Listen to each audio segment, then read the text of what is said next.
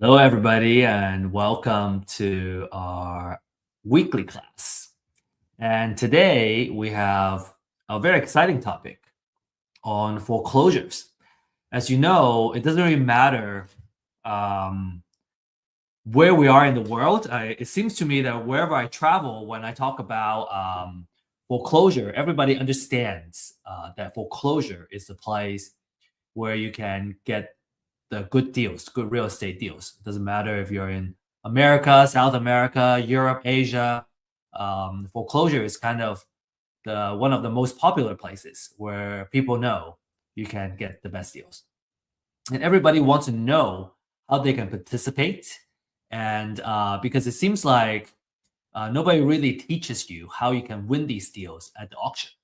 And today we're going to share some of these tips and secrets so you can be well prepared to win some of the deals for your next foreclosure auction.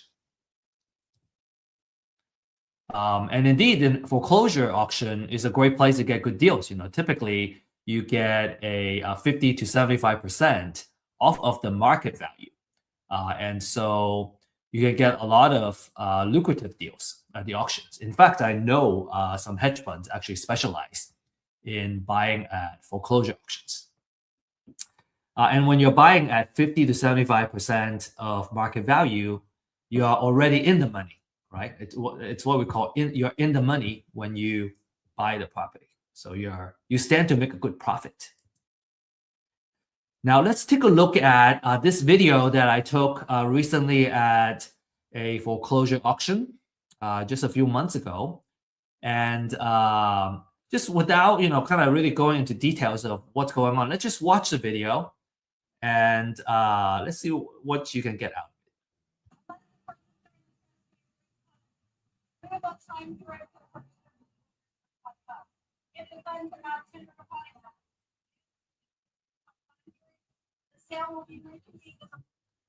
Okay, so that's basically it. I'm gonna cut it out. We're gonna go back to the beginning of the video here. Now, on the surface level, right? This is what's going on. Number one, it's quite loud and it's hard to hear the person that's talking, this lady. The second thing is that it's a little bit chaotic, but there is order to this chaos, right? So everyone seems to know what they're doing. And there's actually a lot more going on, as you can kind of see, kind of further into, kind of beyond this group of folks. There's more people over there. So what's going on, right? There's a lot of stuff going on. And at the end of this class, right, after we go over these top 10 tips, we're gonna revisit this video, and you're gonna be able to see and kind of break down everything that's going on in this video and what everyone's doing. All right, so sounds like a good deal. And then another kind of natural question is, within, being a part of this foreclosure auction, how do I win these deals? And what are some of the risks and how can I minimize the risk, right? So we want to be very cognizant of the risk that we'll be getting into if we participate in these auctions. And our promise to you is that at the end of this webinar, you'll understand how you can win deals while minimizing your risk, right? There are things you can do to minimize the risk. And this class is for new investors that are looking for knowledge to get started, right? Start buying properties.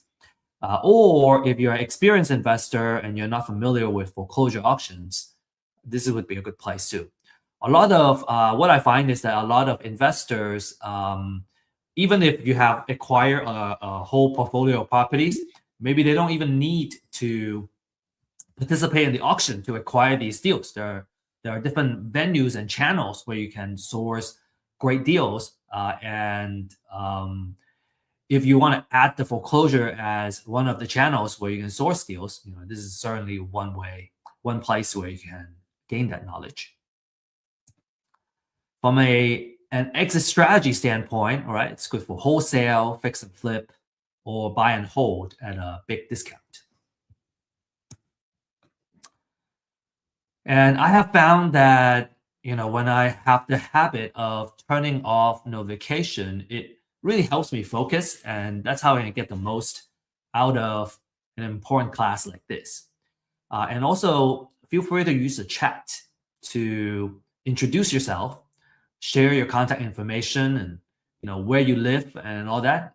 Who knows? Maybe you'll be able to connect with somebody who is also participating in this class that are in the same area, and make an effort to connect and set up a meeting after the class. This is important because over the years, we have found that people who network in the same class tend to end up kind of pulling the resources together and partner up together. Either partner up on a deal together or helping each other in their businesses. So make sure you really take advantage of everything that this class has to offer, all the tools that are in front of you. Be present and make the most out of it. Make quality connections. And disclaimer: this class is for education purposes only, and we don't offer investment, financial, or legal advice. Just some quick words about myself as a speaker, and I'm an executive partner of Real Estate IQ. And over the years of building the company, I have acquired, kind of picked up a lot of skill sets, such as marketing and using data to come up with intelligence augmentation, and so on and so forth. So if any of these kind of topics is interesting to you, I'm very passionate about talking about some of these. And my background is in science and engineering, so a very technical background. And I was always interested in real estate, and I was very intrigued initially about the passive nature of being a landlord. Now, if you're a landlord, you may argue, "Oh, well, I have tenants and toilets. There's a lot of things I gotta worry about. It's not a fully passive role." But at the same time, when you are a landlord and you got an asset that's producing and making money for you, it's real estate as an asset is making money even when you're sleeping. And that's even also before I learned about the wealth building techniques in real estate, which makes it even more attractive as a kind of vehicle to not just make money, but to also build wealth. And so, really awesome, I guess, place for us to be here and learn about real estate investments and how we can kind of build generational wealth for our family, right?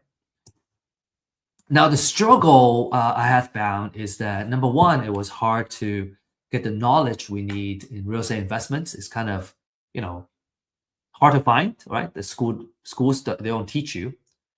And then it's also hard to find the good information and data for us to do the outreach and find the deals. And then third is that it was difficult to connect with the right mentors and entrepreneurs to help us grow our business. And so those are the three main struggles we saw. And that's why we established Real Estate IQ, really to solve these problems. One is to offer webinars and classes to offer the knowledge. We really believe that education is the ultimate equalizer, and that's what empowers us to kind of rise up to the level that we aspire to be in. And we also offer distressed seller data to help you find and win the deals. And finally, we offer mentorship and a deal makers community, right? Basically a support system that you need in order to succeed. I find it very difficult myself to do deals by myself. Just when I was starting out, it's very hard to know everything that we need to know to kind of participate in a deal and expect to do very well.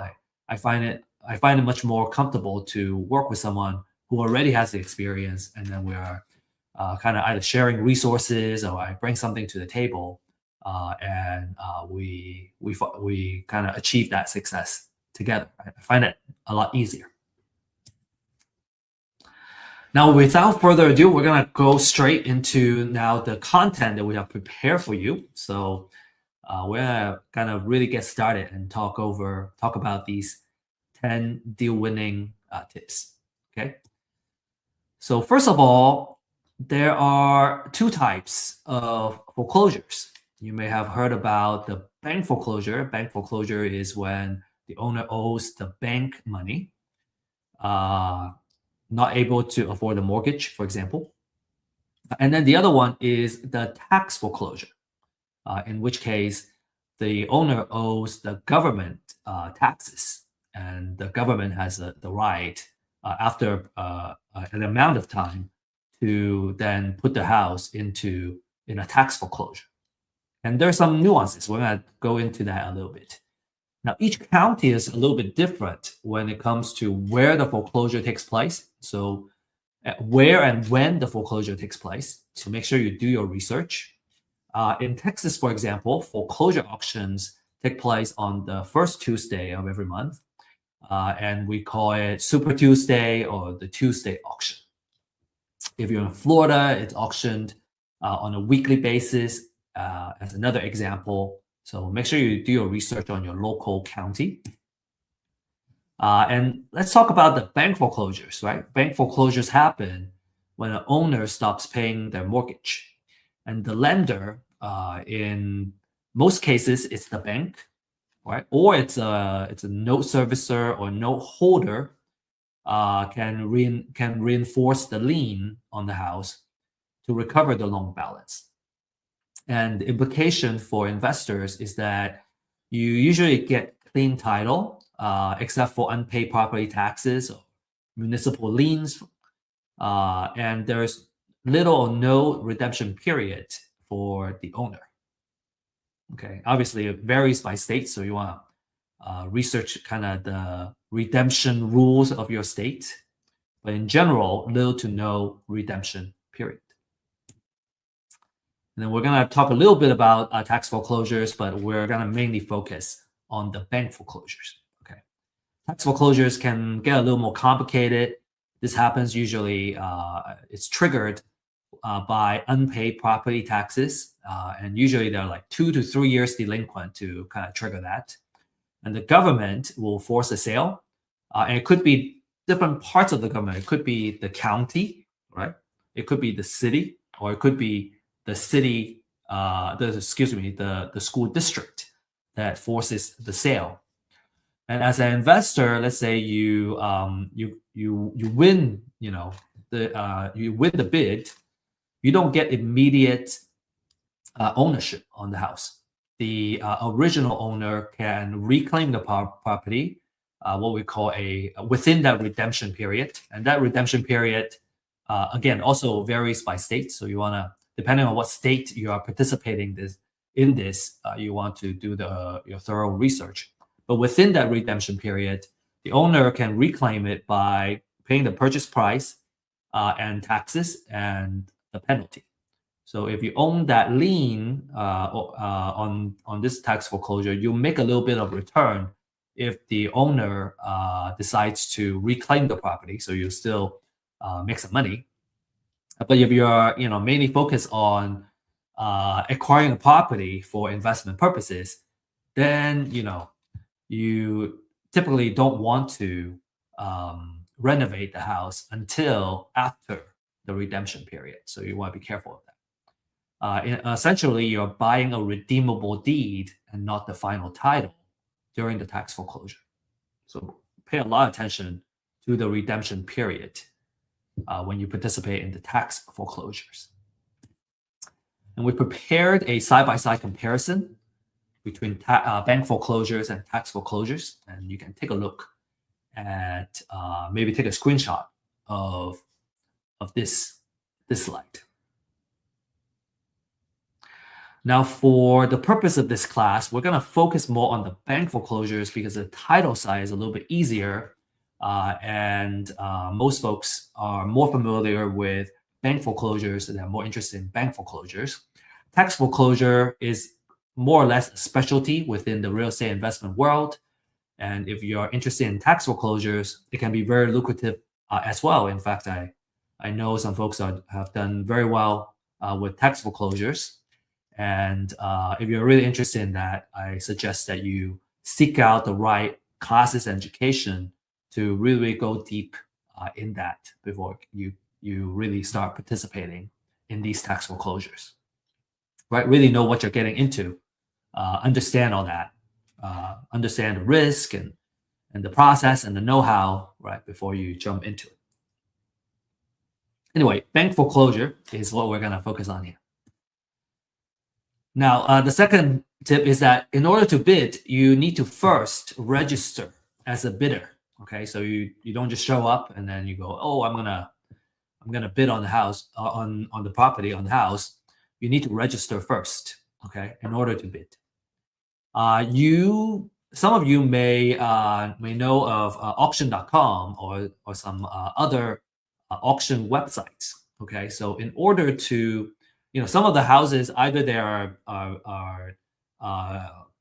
go into the auction at physically, or like kind of in person at the county area, county courthouse, or they are being auctioned off online as well. So auction.com, for example, or like you maybe Xome, XOME.com is another example. For auction.com, in order to register as a bidder, you would need to transfer $1,000 first. And that $1,000 is refundable, but you need to kind of show that you got to put some money in the game in order to participate in the bidding. Okay, next, let's talk about the foreclosure process, right? And here we're going to focus more on, like I said, on the bank foreclosure process. So for the bank foreclosure process, the borrower becomes delinquent in terms of their mortgage payments. And usually, more than 4 months of mortgage payments, this will kind of trigger the foreclosure process. The lender would order a trustee to send the letter of demand. And when that happens, the borrower has at least 30 days to pay off the delinquent payment.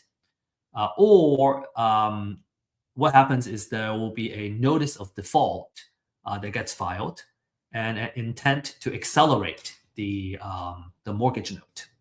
And then it takes about 20 days for that to happen. And after the cure period expires, right, when the borrower kind of misses that cure period, then the lender gets to file a notice of sale. And we're going to take a look at an example of the notice of sale in a little bit. And that happens at least 21 days before the next auction. So, as an example, so let's say our upcoming auction is on the 2nd of the month, for example, and today is the 15th. Again, I'm making an example, and that's less than 21 days away. So it's not going to go into the auction in the upcoming auction, but it's gonna go into the next month's auction. So that's what the at least 21 days is. If the upcoming auction date is less than 21 days, then it's not gonna go into this upcoming auction, but the one next coming up next. And the property will get auctioned typically at a courthouse step. Again, every county is different. Some counties have it in a conference center. They have a lot of properties going to auction. Some counties, are in a courthouse, in front of the courthouse. And a lot of times it's kind of outdoors too. So like the video that I shared earlier is actually outdoors, which is why it was so loud. There was a lot of traffic, noises, and then people kind of talking over each other too. It's typically, between 10 and 4 p.m., 10 a.m. to 4 p.m. And so it's either gonna get sold to the highest bidder, or it gets reverted back to the foreclosing lender and becomes a real estate owned property, REO. Now, so why the either or, right? So typically, a lender has a minimum amount that they would specify. So if the bids are, so let's say the minimum amount is 100,000. If all the bids are under that $100,000, then the property is gonna revert and go back to the lender. But if the bids go above that minimum, in this case, 100,000, let's say the bid went up to 120,000 to the of the highest bidder, then the house is going to go to the bidder that bids 120,000 because it's already above that minimum amount specified by the lender. Okay, and if you have questions, if I didn't explain a particular concept very clearly, feel free to post your questions on the chat, and we can discuss more after, and we can discuss your questions. Okay, number 4, we gotta know how to find properties going into the auction. This is public data, public information, but it's not easy to find, right? It's the information is not easy to find. So we're gonna share with you how you can find this information. Okay, so what you want to do is to Google, and you can either Google, the name of your county, notice of sale, or the name of your county, foreclosures. And usually it will pull up the right link. Some counties may be a little bit harder to find, but if you just dig in a little bit further, you should be able to find the right website and find kind of figure out where you can find these foreclosure notices. You can also find it at the courthouse. It gets posted in front of the courthouse as well, and it'll be kind of on paper. You have to flip through all of them and maybe take pictures of them. If you can find them online, well, they're going to be digitized, and it's going to be a lot easier to locate the information that you need. So a notice of sale looks like this. This is an example of a notice of trustee sale. You get the foreclosure date here. What time, right? This one says it's between 10 and 4 o'clock. Beginning not earlier than 1 p.m. and not later than 3 hours later. So actually, it's between 1 and 4 p.m. Right? So if you want this particular house, you want to show up between 1 and 4 o'clock. You don't have to be there for 6 hours. That's good. That's good news. And then you have about 3 hours there, and you got to figure out who the trustee is and all that stuff from here. And then you get the property address, the legal description, and everything. So a lot of information are on this notice of sale.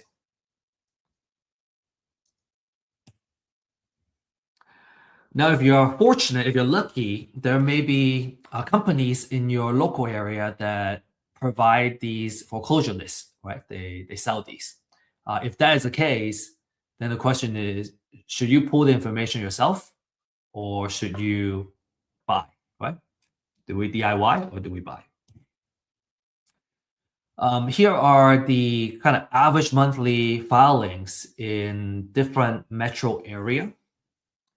And if you're in a metro that are not listed here, we can cover those as well. We have a service called customized lease binding services that we go into the metro that you request, and we can pull this information for you. We can mine this information. Now, as you can see, we're talking about hundreds at least, right? For a lot of these metro area, up to 1,000, couple thousand for the bigger metro.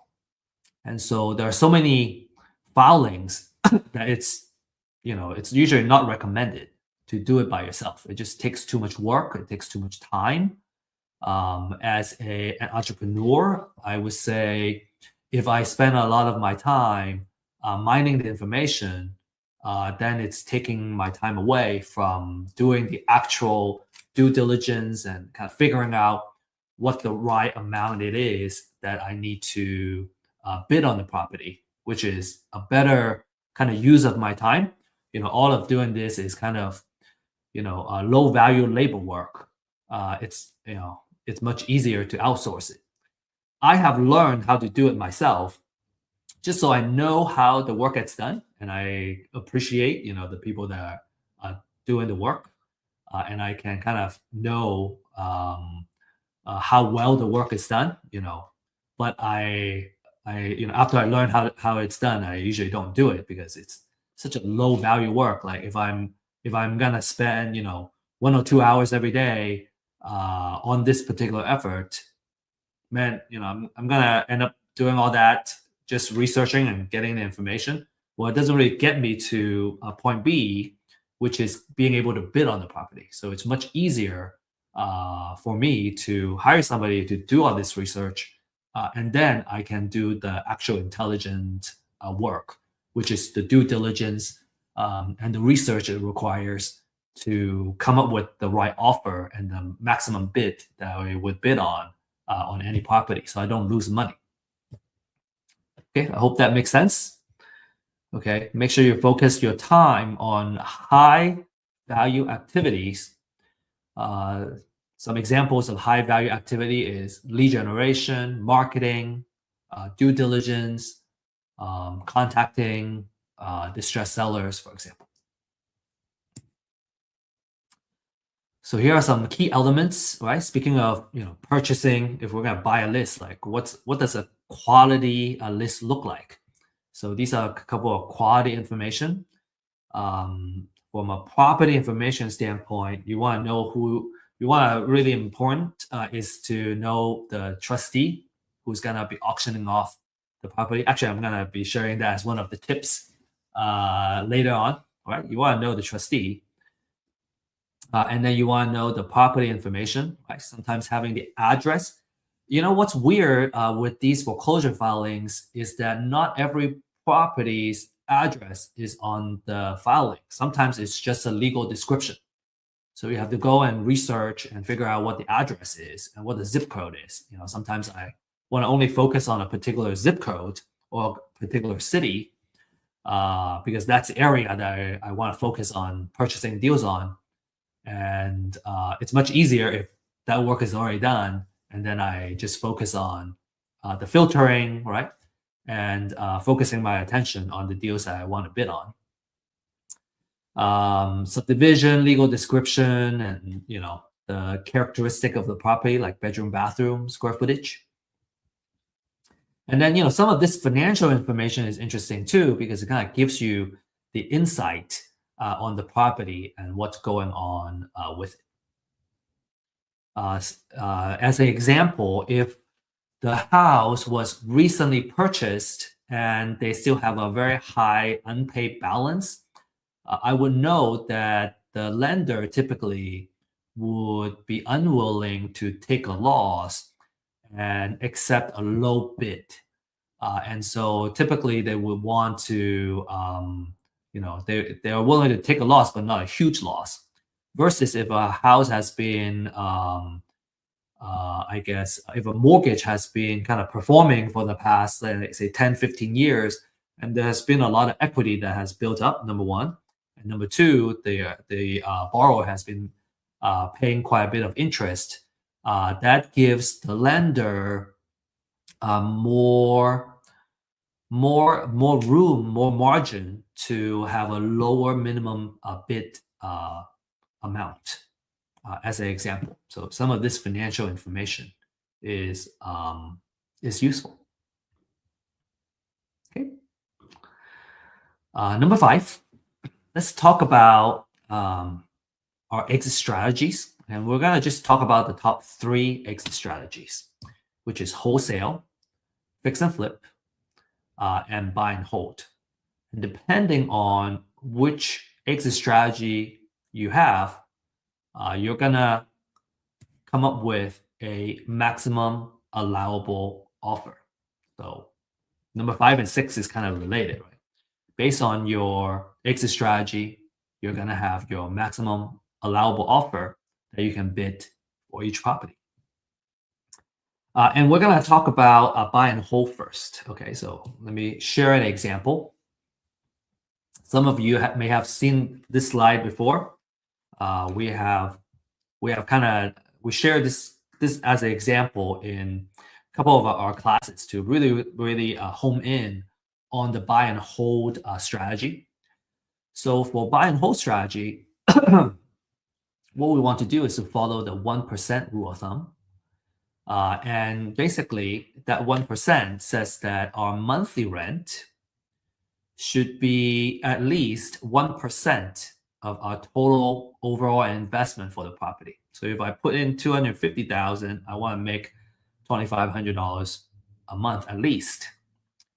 Now, the way we do that is we want to come up with an estimated rent, and that's by doing a comparative market analysis, right? So I want to know in the area how much the rent is going for in that typical area. So let's say it's giving me $2,500 a month right now.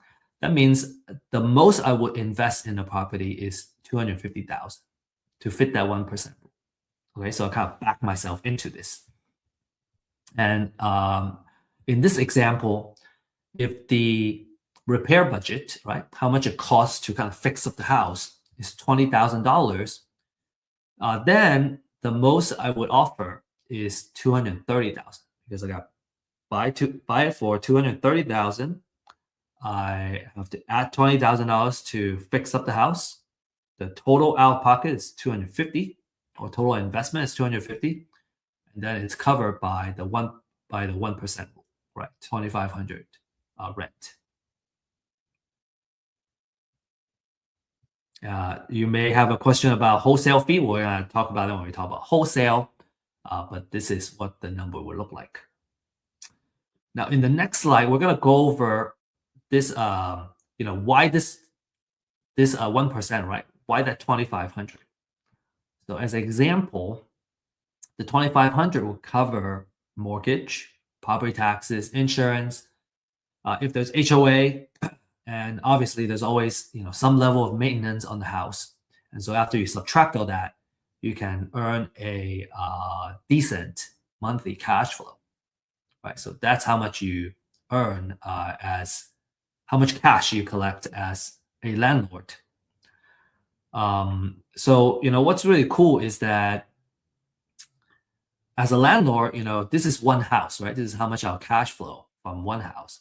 If I have 10 of these, then I'll make $5,750 a month, which is roughly $69,000 a year. If I have 20 houses, then I'll make $138,000 a year. And that's a pretty good way to kind of make money by just letting an asset, right, producing for you. And I think that's all I'm going to talk about for this. Just a very last comment is that for buy and hold is a wealth generator. You got a couple of things working for you. You got cash flow, which I just shared, right? From a monthly rent, I get a cash flow. I also get appreciation, which hedges us against inflation. So two types of appreciation. One is a natural appreciation. That's kind of inflation, right? And then a forced appreciation means that I'm fixing up the house to improve the value of the property. So that's what forced appreciation means. We also get tax savings from depreciation, mortgage interest and operating expenses. And then we also get to pay down the loan every month. So we're building up equity. So 4 things kind of working for you to build that wealth.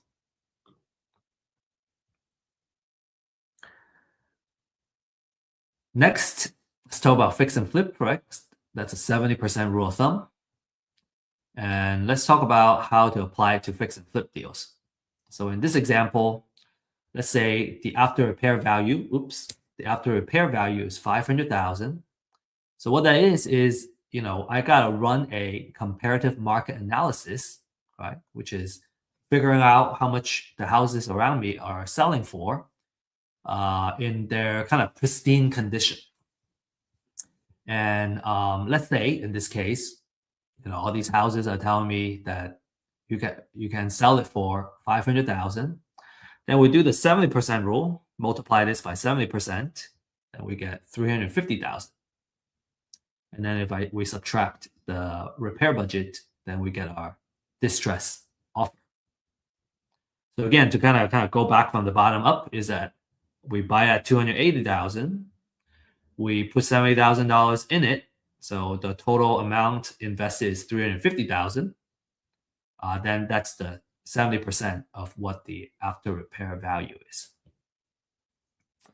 And for completeness, we're gonna also kind of explain what the 30% is. You may have seen some of these slides in some of our classes. We like really kind of discussing these models, and sometimes repetition is great because it takes several times to really kind of understand the model. And so, so again, if you have seen these slides, you feel free to skip it if you would like, or just kind of keep listening to it, and because maybe just hearing it several times is gonna, I guess, improve the understanding of these different kind of models and how we come up with this offer. Because the maximum allowable offer as a concept is one of the most important things in real estate investment. It makes sure that you don't lose money, right? By understanding how the money work, how the numbers work. Okay, so let's talk about, okay, if it's a 70% rule, what happened to the other 30%? All right, so we're going to talk about that 30%, okay? And which part is actually our profit. So as an example, 30% of that 500,000 is $150,000. Now there are closing costs. When we're fixing up the house, we have holding cost and maintenance, right? There is utility fees, right? Utility bills. You have maybe there's a HOA. You gotta pay HOA. You gotta pay taxes. So all kinds of money that you gotta pay to hold the property. And then closing costs includes agent commission and title insurance. Another holding cost is home insurance while you're holding the property. And then you have financial costs, right? So usually when you're buying a property for fix and flip, you are leveraging. You use some kind of hard money or private money leverage. And because of that, it's a short-term loan that has a relatively higher interest that allows you to get financing without the stringent requirements from the bank. So you can leverage someone else's money to make money. And a lot of folks are very glad to kind of pay for this additional financial cost because you get to kind of leverage someone else's money to make this profit. And if you run the math, you see that a certain amount of leverage actually makes sense for those that kind of embrace debt and embrace good debt to produce profits. So without diving too much into it, let's say you get financing from a hard money lender or private money lender to do the fix. Well, you have to pay the interest and on the money that you borrow, and also the fees that you incur. And so let's say you subtract all that. Well, you still make a good, $90,000, which is a very handsome profit. And that's a fantastic return for just one project, right? So imagine doing 2 projects or 4 projects a year. Fix and flip as a business can be very lucrative. And last but not least, I want to talk about the wholesale model. And what you do is you're buying the house at a low enough price to sell it to other investors. So you either sell it to a buy and hold investor, or you sell it to a fix and flip investor. And in the 2 scenarios, right? Let's say I want to sell it to a buy and hold investor. Well, in the previous example for buy and hold, I need to add my wholesale fee here before I put in the offer. So typically, we say about $10,000 on average of wholesale fees is a good number to make. So let's say I want to make $10,000, then I put it in here, and instead of offering $230,000, I offer $220,000.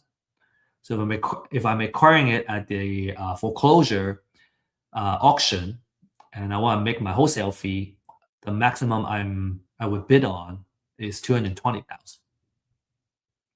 And if I can win the house for say less than that, right? Let's say I won the bid at 200,000. Well, I can charge as much as $30,000 in wholesale fees and still be able to help the buy and hold investor make money. And that's a really cool place to be. Right? You don't necessarily make 10,000. Maybe you can unlock a way to make $30,000 for the deal, $100,000 for the deal, depending on the deal. And if you sell it to a fix and flip investor, then you use the same kind of structure for that formula. You use the 70% formula, and let's say in this case I want to make $20,000 in my wholesale fee. Well, then in that case, the maximum I would bid is 260,000. Or again, if I won this deal at 200,000, well, then I can make a wholesale fee of $80,000, and the fix and flip investor can still profit, and they don't mind. They will still appreciate a good deal. And so as a wholesaler, you can see that you might be able to kind of make a lot of money on one deal if you acquire it at a low enough price. Cool. I hope that makes sense. Again, if you have questions, feel free to ask questions. And we have weekly office hours that you can join if you prefer like a one-on-one kind of let's go over the actual numbers. Now, another thing I want to kind of share with you is that these numbers are kind of idealized numbers, right? In real life, it's not that pretty and all well-rounded. And there are some fees here and there, right? That changes the actual number. And so in a real life case, you may see that the numbers may look slightly different. And that's natural. We're just trying to kind of simplify the concept into something that's easy to understand. And in a real life case, based on the different kind of fees and what the situation is, what the interest rate currently is, and so on and so forth, the actual number is going to be different. But what I think these examples serve really well is that by understanding the 1% rule of thumb for buy and hold and the 70% rule of thumb for fix and flip, your 99.9% of the chance of the cases, you always make money, right? You won't lose money if you do the right things and you follow this formula.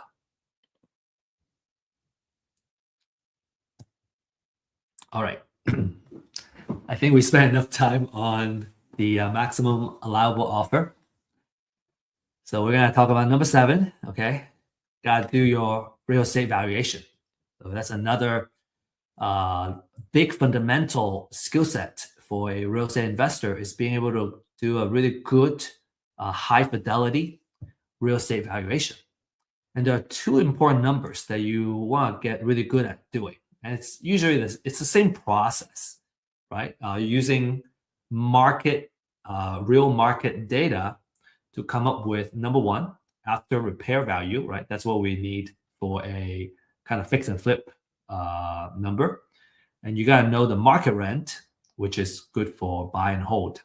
And usually when I kind of evaluate a deal, I kind of always like to look at both of these numbers because it will tell me which exit strategy works best and which strategy, if it's flexible, right? If both strategies work, that's going to tell me, hey, this is a really awesome deal. And maybe one or the other numbers work better, one or the other exit strategy works better, then it will also kind of tell us, okay, this is the way to go. Another maybe a little more advanced items is that in addition to market rent, there's also short-term rental or like mid-term rental or co-living model, right? So you can potentially create more cash flow as a than a market rent. When we talk about market rent, we're looking at long-term rental, long-term rent.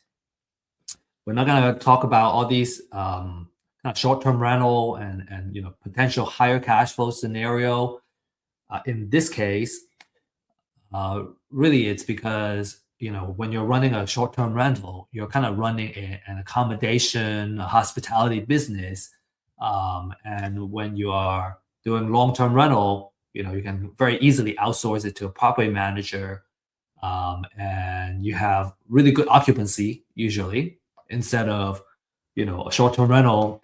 You have occupancy type of a situation or occupancy kind of factor they gotta factor in. So to kind of keep things a little more organized, right? We're gonna focus more on the long-term rental.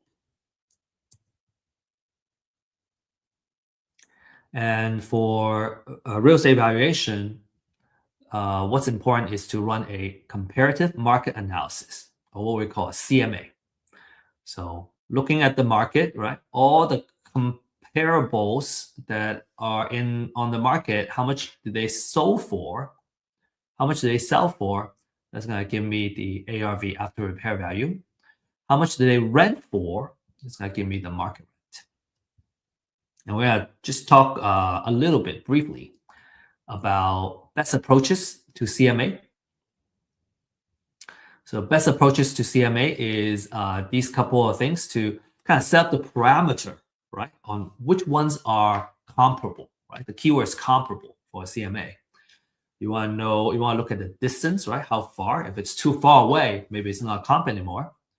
You want to look at recency. Recency is how recently the house was last sold. If it was sold 5 years ago, that's not really market value data anymore. You want it to be as close as possible. Ideally, the last 30 days, the last 90 days would be really good, because the real estate value and real estate prices is seasonal. So the more recent, the better. Typically 90 days. You want to look at square footage, right? A small house, a cottage, and a big mansion. Completely different type of valuation. A year built, right? Obviously a new house and a house that was built in 1920s, completely different material, age and all that stuff. So you want to be kind of similar. And then ideally you want the houses to be in the same subdivision, because they tend to be built by the same or similar builders, and they're true comparables. So some rule of thumb, and these are just kind of guidance. We put 1 mile for distance. Ideally, it's actually a quarter mile if possible. Recency, at most 360 days, but ideally 90 days. Square footage is plus and minus 20% of the house that we're trying to evaluate. So if the house is say 2,000 square feet, then you're gonna go. You want to pick out the comparables that are 1,600, between 1,600 and 2,400, which is within that plus minus 20% of 2,000. And then year built, as an example, let's say it was built in year 2000. You go from 1990 to 2010, and then you try to choose the same subdivision if possible. Then you're going to choose the best 3 to 4 comparables as the basis to come up with your valuation for the ARV, after repair value, and also for the market rent. So so I guess, maybe just to elaborate a little bit more, for after repair value, I'm looking for sold prices for the houses that have been sold in the area. For market rent, I'm looking for leased prices for the houses that have been leased in the area. Okay, let's move on. Number 8, you gotta know how to minimize your risk. 3 key questions that you need to answer. Okay, number 1, is the house is still there? If there are times where the house goes into a bank foreclosure, tax foreclosure, but actually there's no house there anymore. It's just a plot of land. And if you're bidding on the property as if the house was still there, and you're bidding, you put down a big bid on the house, and there's no house, then you're going to stand to make a big loss. Okay. The way to mitigate that risk is to hire someone to take photos for you. The market price that I know of is that it's about $25 per property. You can hire someone to take a photo. So based on the photo, you can see the condition, or if the photo has no house, you know that there's no house there. The second one, what other liens are also on the house? Okay, so some key questions like, is the auction is it auctioning off the primary lien, or is it auctioning a secondary lien, right? Are there IRS liens and property tax liens, more senior liens on the property? So those are the things that you want to know, and you understand the seniority of the liens, so that you would know, if you end up, buying the property, is it now a clear title, or is there senior liens that I got to pay off before I can take title to the house? As we mentioned, municipal liens, right? Tax liens, they are more senior than the bank foreclosure liens. So you want to make sure you do those properly. And the answer to that is called a title research. So the market is kind of going for, I think a title company would charge around $200 on the title research. We offer that title research service for $40 to $75. The reason is that we are really focusing on doing research for the purpose of bidding on foreclosures, and we're not going as steep in terms of going 30-year research on a property per se, because it's not needed for the purpose of foreclosure auctions. So we are pricing it at between 40 to 75 per research. And then number 3, how much does it cost to fix the house?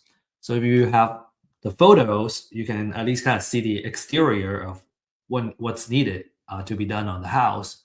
And this is something that you have to take a risk on, because you can't walk the house and come up with a rehab budget.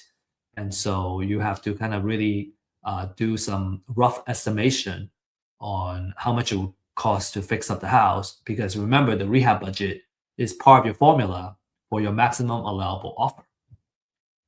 Okay, so those are the 3 main questions you really got to answer before you bid on the house. Okay, all right, number 9. We got to know which trustee will be auctioning the property. Because if you really want to participate in the auction of a property, you're going to need to know who the trustee is. Where are they? When they show up, you got to know where they are, because sometimes they just kind of show up, they start auctioning, and maybe there are some auctioneers that are very loud and kind of really try to get as many people to participate as possible. But some trustees, different style, they're just reading off of the disclaimers or whatnot. And you really need to know where they are, and when they show up, you better be there, so you don't miss the chance of bidding on the property. Okay, so that's very important.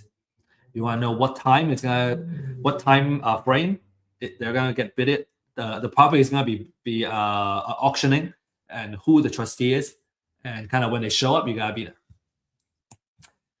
And number 10, you want to have cashier's check ready, and get them ready and bring them with you. Experienced foreclosure bidders usually come with cashier's checks in different denominations. Okay, they have 50K, 30K, 20K, 10K. I think at least 10K, right? Let's say you have a lot. You still want to have, at most a 10K denomination. As an example, let's say you only have $100,000 in the cashier's check, and the property that you want to bid on turned out to be $70,000.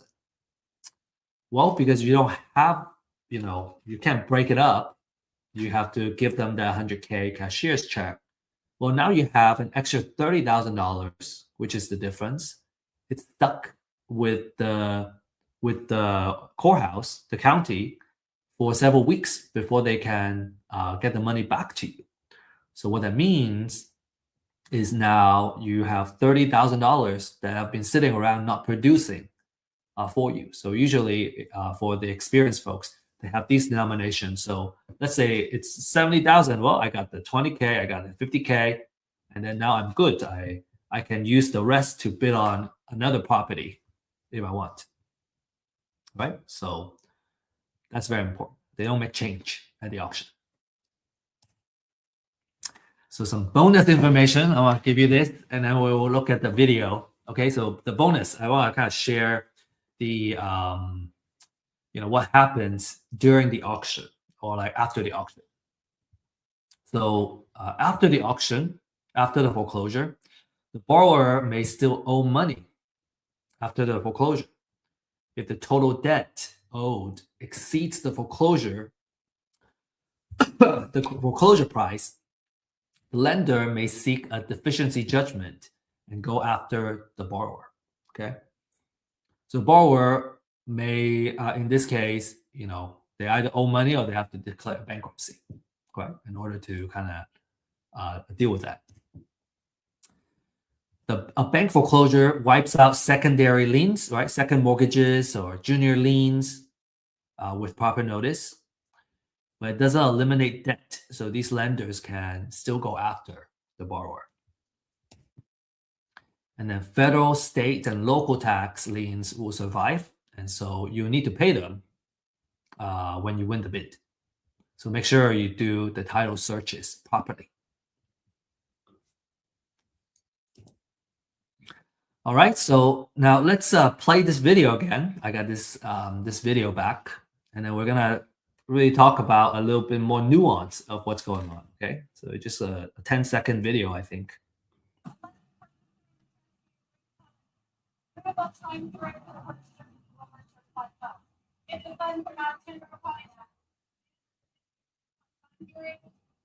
Okay, so this is what's going on. This lady is announcing disclaimers before she starts auctioning the property, and she has a stack. She actually has, this I guess a binder with different properties that she's auctioning off, and she's gonna read it off one by one as we go, and then the folks that are sitting on the other side, they're the ones that are gonna bid on the property if it's the right property that they want to bid on.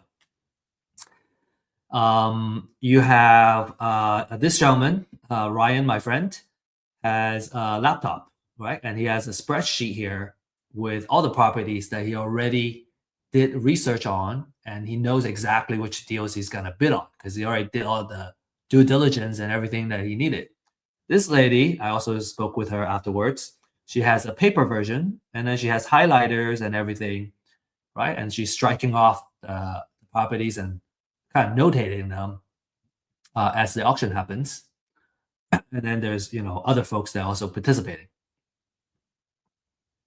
So people come prepared, right? They did their homework already. They brought their printout or laptop, and they know how much they're gonna bid on the property. All that work is already done before the auction. So they're only going to the auction to bid on the property and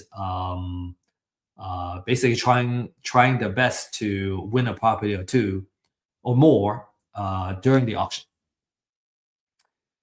And the auction happens at different spots. You got this one, this spot here. You got a service link auction that's happening over here. And then in the back, you have auction.com. So there are a couple of spots. And then, obviously you also have individual trustees that are just kind of standing there. And once they kind of get started, people will kind of crowd over and try to kind of hear the best they could, and making sure that they don't miss on the property they want to bid on.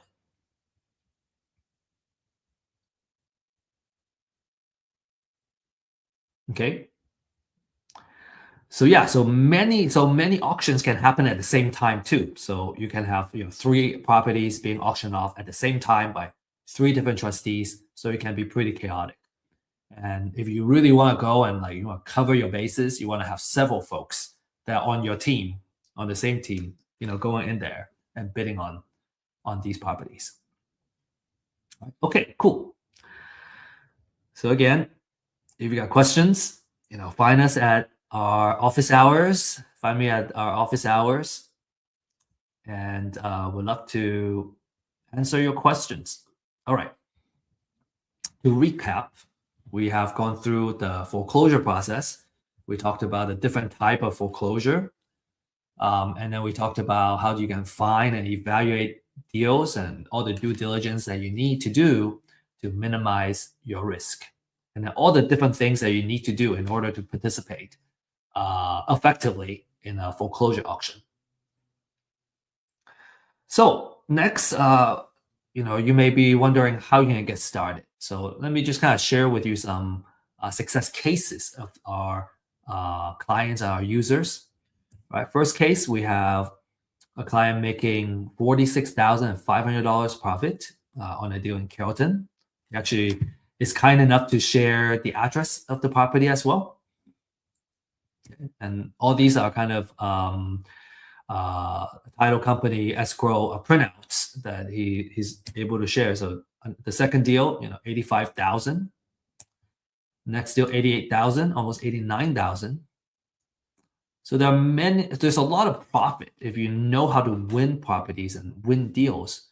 There's you can make a great living, and you can also build wealth in the process. A lot of times our clients will kind of leverage, use these profits to purchase properties to hold and build wealth. So you might be wondering, how do I get started? Okay, so for those of you who are ready to take action, this is what we recommend that you do.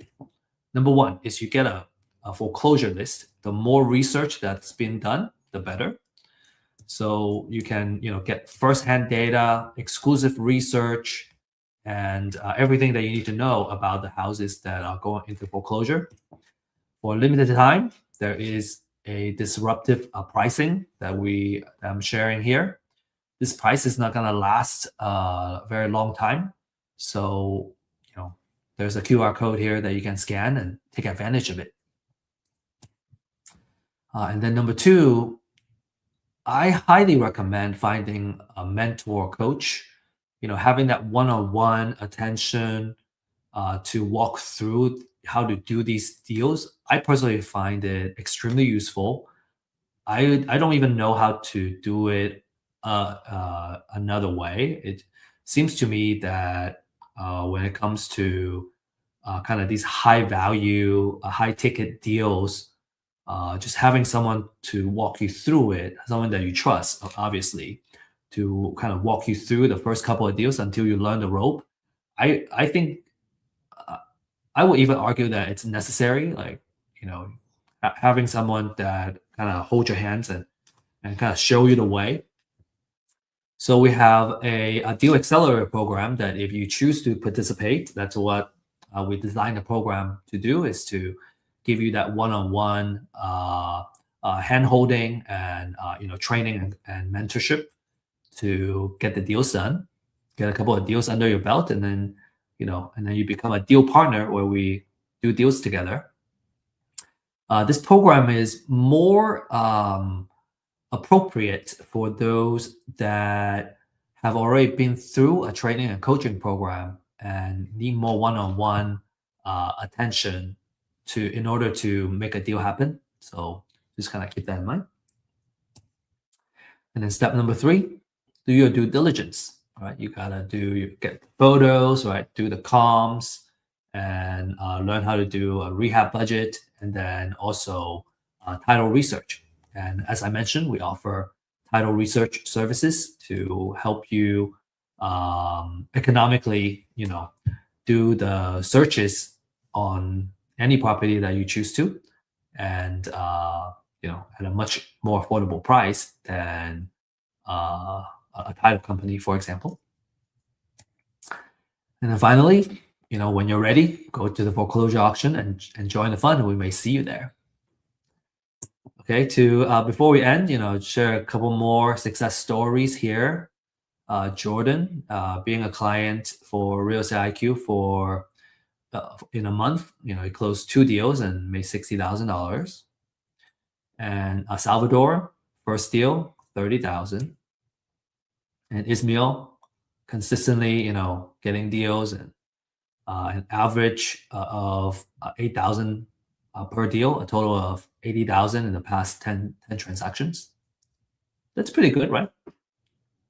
Pretty good profit. So again, if you're ready to take action, you can scan this QR code to get started.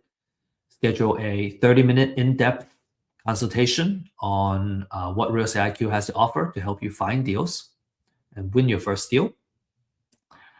And if you are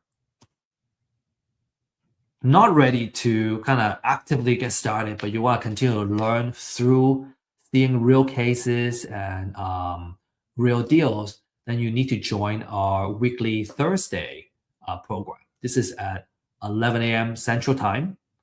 We kind of decided that was the best time because I think across the United States, doesn't matter what time zone you're in, that's a really good time to participate.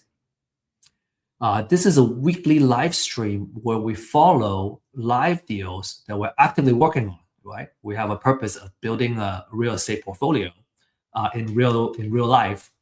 And some of these deals we're actually offering to our community as well. But we're building this portfolio with a purpose of building wealth. And at first you can participate as an audience to kind of follow the deals and see how the deals are doing.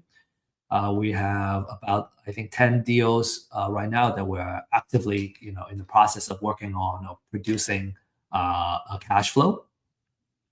And one day, you're going to feel ready to actively participate. And you can either participate by bringing your own deal to our community, or you can work on the deals together with us as partners. So the deals is a big part of this live stream. We feel that by looking at real cases is where we learn the most and learn the fastest, right? Real cases instead of just talking about theory. And then we go over the market update that will impact the real estate investment world. For example, just recently we talked about a legislation change that's going to affect landlords, right? And that just became effective a week ago. And so, those are very helpful for investors that are actively doing business. And then we'll also share wealth building techniques and knowledge.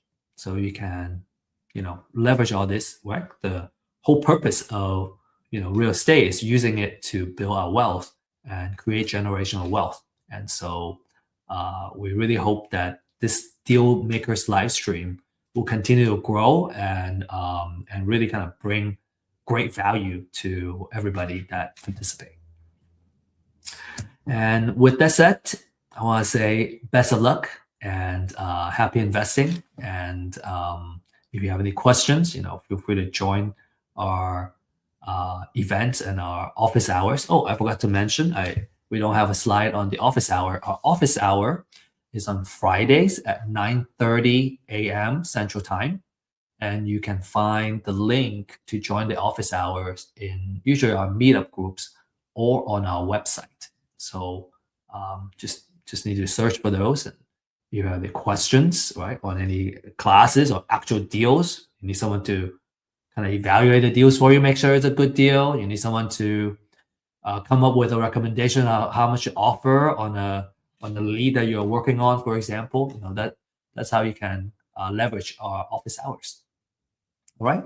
Now, with that said, I just want to end this session and thank you for joining us. And I hope to see you in our future classes soon.